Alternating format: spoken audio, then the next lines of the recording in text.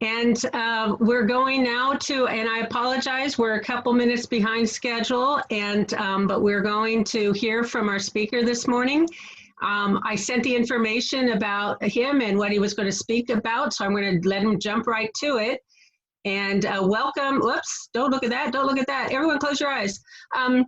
Welcome, Dr. Bill Wittich, to our meeting, and we look forward to hearing what you have to say for us. I'm going to stop sharing in case you need to share, and it's all you, Bill. Thank you. Okay, thank you very much for having me today. Stop recruiting, start attracting. An interesting concept because as a Rotarian for years, I ran all over town looking for Rotarians, someone to join the club. I was always recruiting. Now, if I look at the word recruitment, to me it means finding someone who may be interested in joining the club. Key words, you go find them. That's recruitment to me.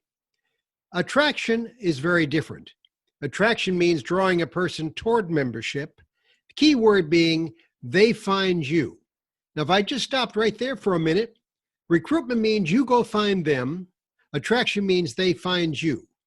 Now, let me, if I was sitting there with you at breakfast, I'd ask you two big questions. One is, why do you want new members? Now, if I ask that question, and I do this a lot when I'm visiting clubs, why do they want new members? Three things come up regularly. One is, new members bring us new ideas, new projects, new events, new things to do. Or you say, we do a lot of service. So I think more members would give us more help, more people to do all that work. Or maybe because you are a fellowship-driven organization, I could tell that by spending the time with you this morning, we would find, if I had more members, more friends. So those three are very important. Why do you want new members? New ideas, more help, more friends. But let me turn that around now and say, I want to ask you the attraction question. Why do they want us?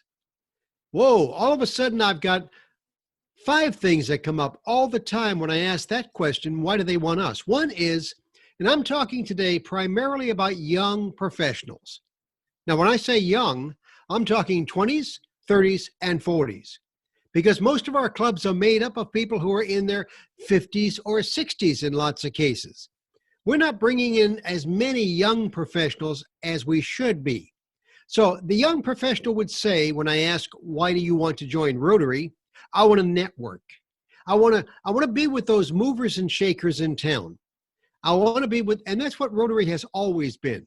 More than the other service clubs, we are the person who make things happen in our communities. So networking, being able to connect with people, very important to the young professional. Number 2, they'd say, I want a club that's social. I want a place where I can make friends, where I can meet a lot of people in town. Or they'd say, number 3, I want to learn something new. And that's the real value of your meetings weekly, because you have a speaker who can share with you something new. You might have the fire chief or police chief or realtor. You might have the Costco manager, the Starbucks director. You have a lot of people speaking to the club where they can learn something new. And number 4, they say, I want a club that's fun. And this club certainly is.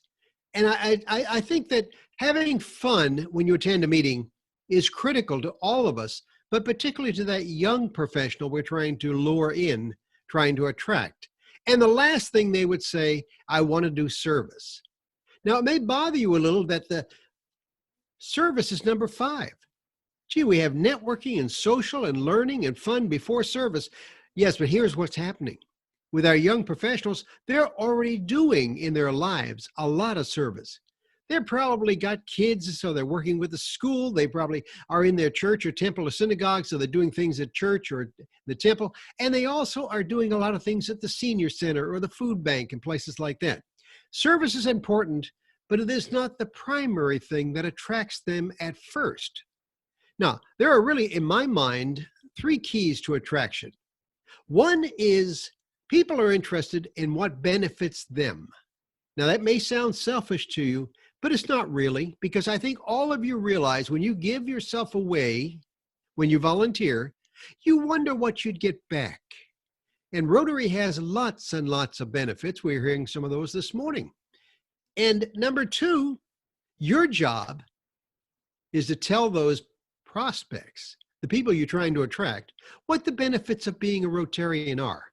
I'd suggest that may be a good meeting to have sometime, and just to explore what are the benefits of being a Rotarian, because there's so many benefits to being a Rotarian. And key number three is to understand that today, all your prospects go shopping. They go shopping for Rotary clubs.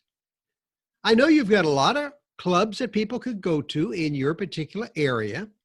I had an interesting experience when I was president of the club in Sacramento.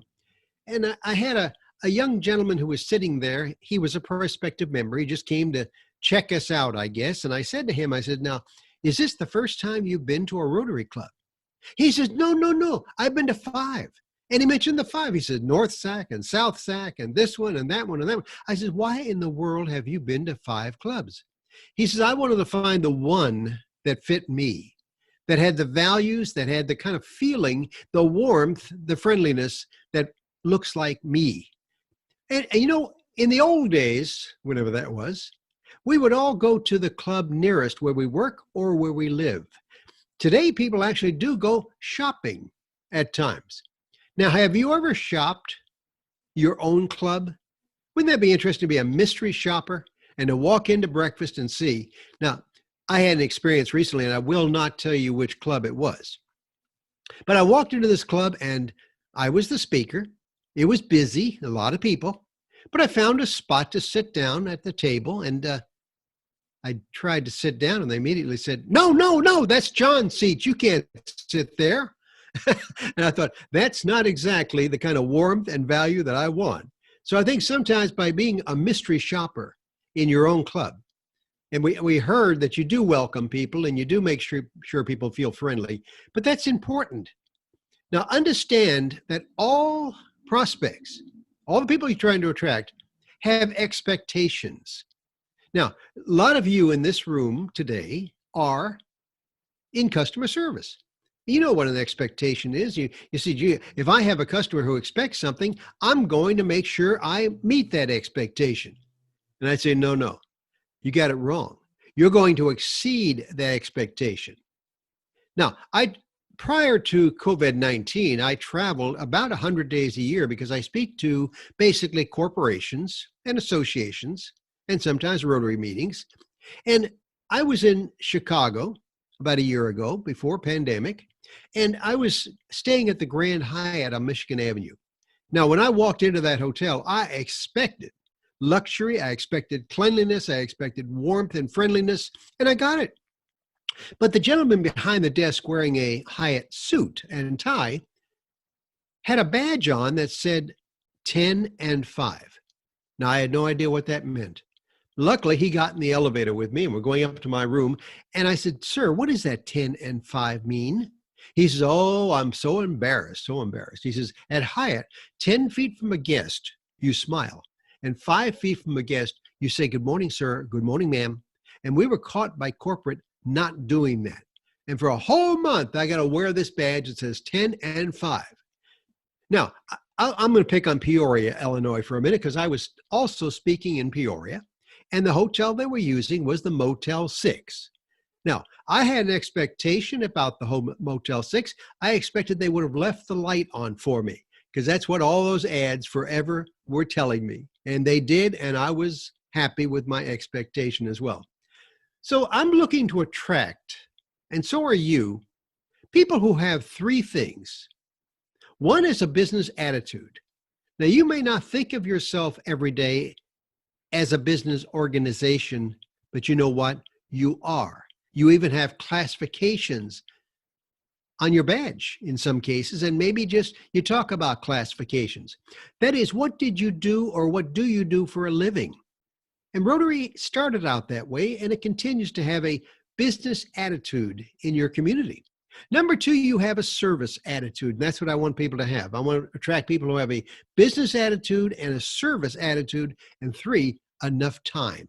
I want you to have enough time to attend meetings and enough time to do service as well. I don't want just warm bodies. You all know who those people are. They come sometimes, they work a little at times, and they're not very excited. And I don't want just checkbooks. I want some money in Rotary to do the work we do, but I don't want someone who just writes a check but never shows up and never does service. Okay, so you know what I'm looking for. I am trying to talk today about asking you to define exactly what kind of person that you want to attract into your club. And I'm going to give you 4 possibilities as a focus for attraction. One would be young professionals, people in their 20s and 30s and 40s who are in business or in school doing their work. And secondly, I'm going to try to attract family-oriented people, people who have children, people who have families. And maybe I'm going to also attract more women into Rotary.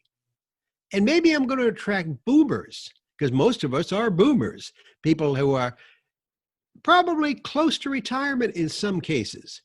Now let's start with young people. I said, how young? I said 20s, 30s, and 40s. And why am I saying that? Because Rotary was formed, as you know, in 1905 by Paul Harris. But do you know how old Paul Harris was when he formed Rotary? 36 years old. And his 3 buddies, fellow attorneys, were 38, 40, and 35. So what was Rotary when it formed? A young man's business organization. Now, women had not yet been accepted into Rotary. Big mistake, but they corrected that. But it was a young man's business organization.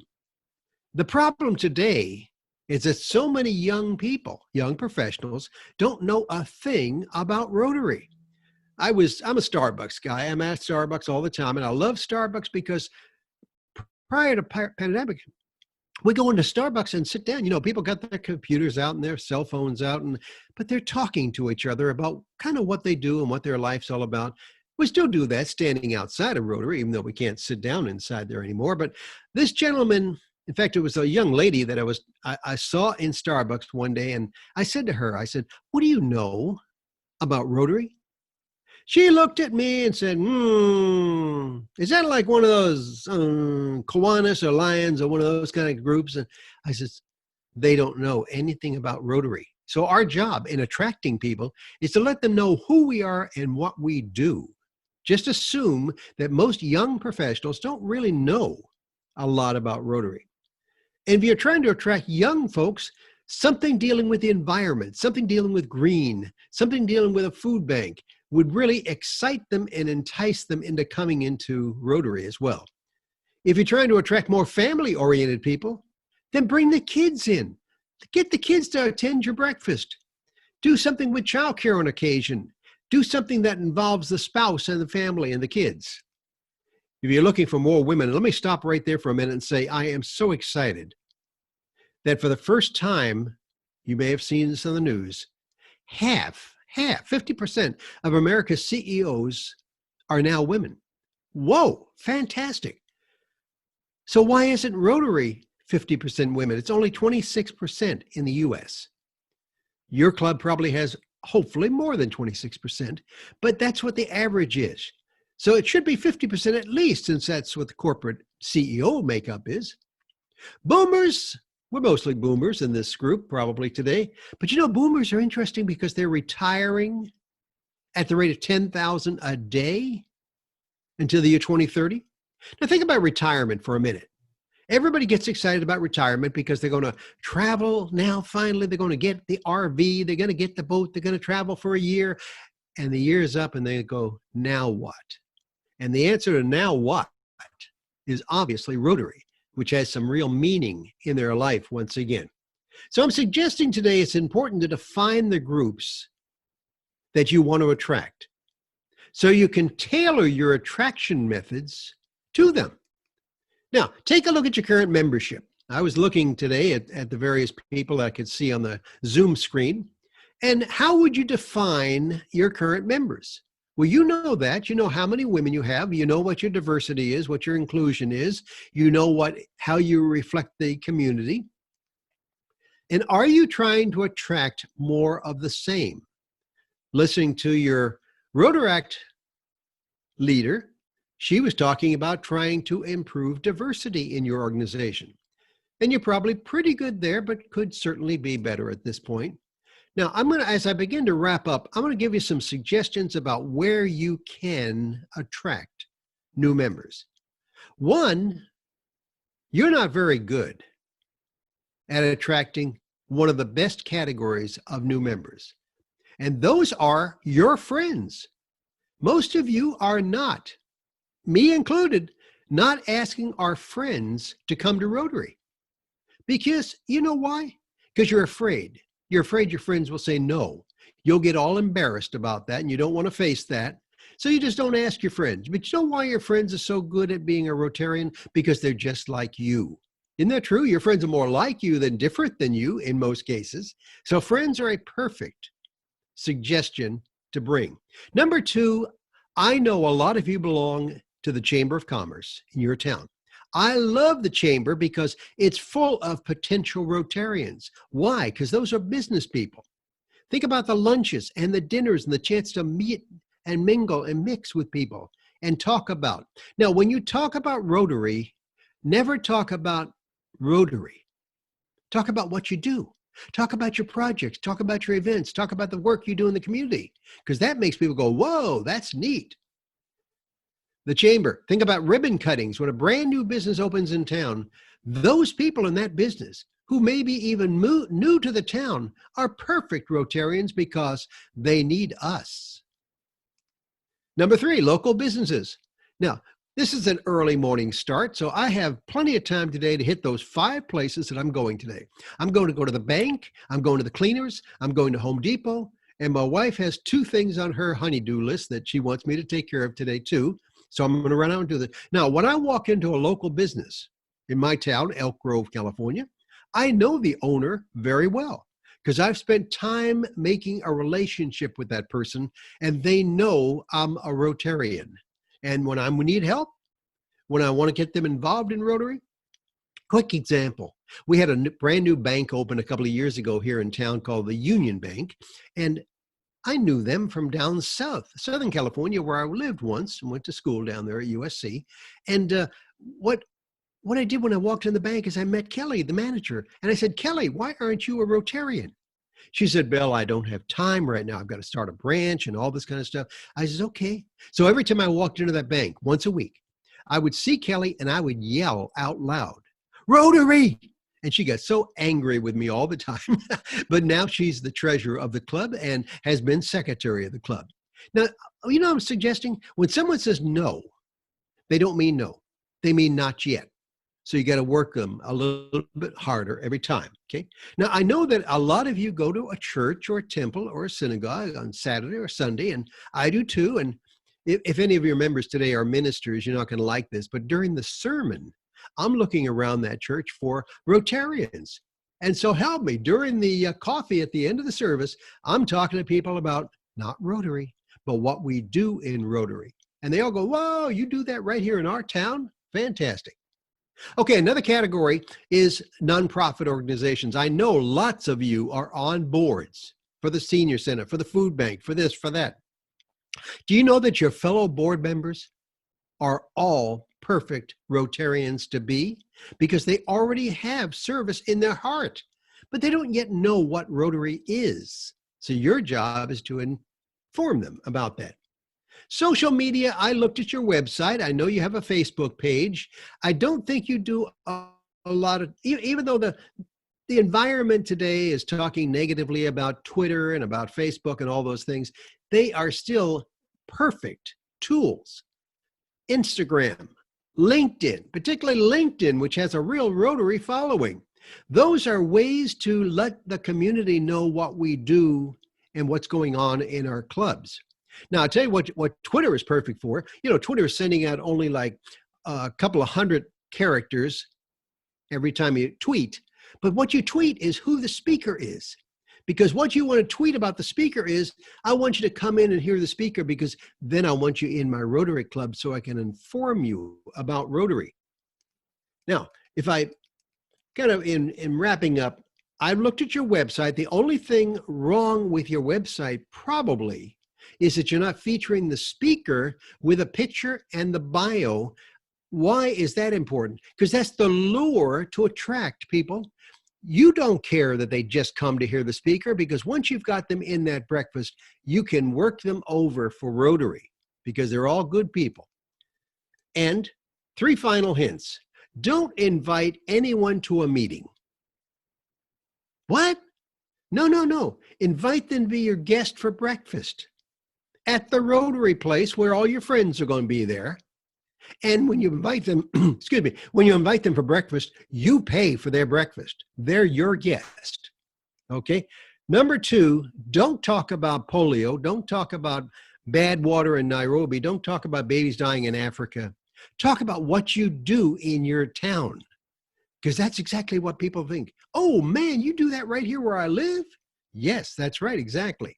Now, when you get them to be Rotarians, then you talk about eliminating polio and clean water and about babies dying in Africa and all those kinds of things that you normally talk about. And lastly, listen for the word try. You know how you ask someone, I asked Kelly, the manager, and she said, Bill, I'll try to be there. I said, wait a minute. You're not going to try. I'm going to pick you up at 6:45, and I'm going to bring you to breakfast with my friends at Rotary, and I'm going to pay for it.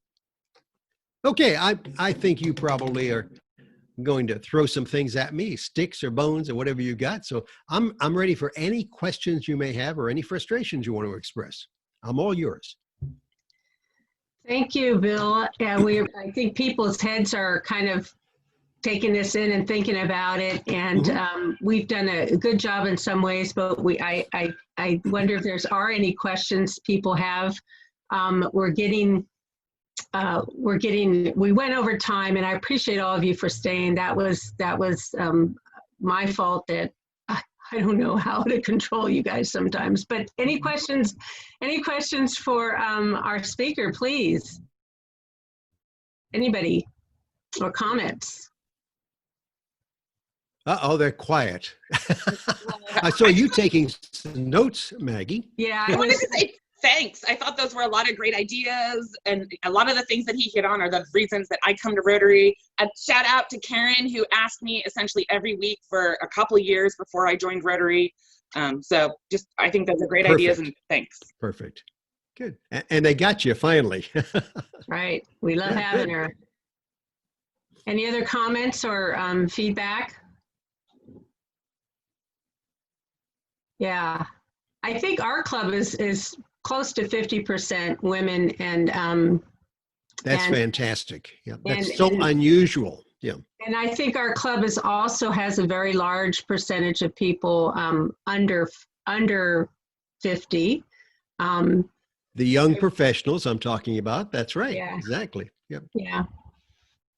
Yeah. It's amazing. It's amazing how many clubs I visit that are basically all about 70 years old, all white men. So we're learning how to grow diversity in our clubs. Yeah. Yeah, and Jose, one of our members commented that it's, you've told us now that 50 is old. So, well, it's older than 20, that's for sure. Yeah, it's all relative. It really is. Yes, it is. Well, we thank you so much for being here with us. We appreciate you coming, and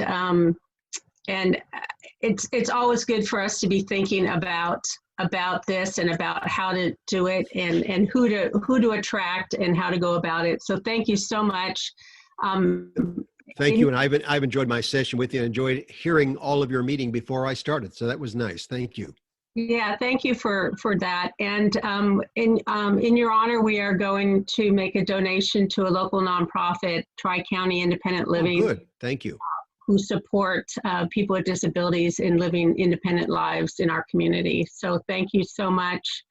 We went late, guys. I owe you 7 minutes. You'll never get it from me. You can't prove it other than me just saying it on this recording. But thank you so much, everybody, for today. And we will see you. Have a good weekend and take care of yourselves and others. Bye, everyone.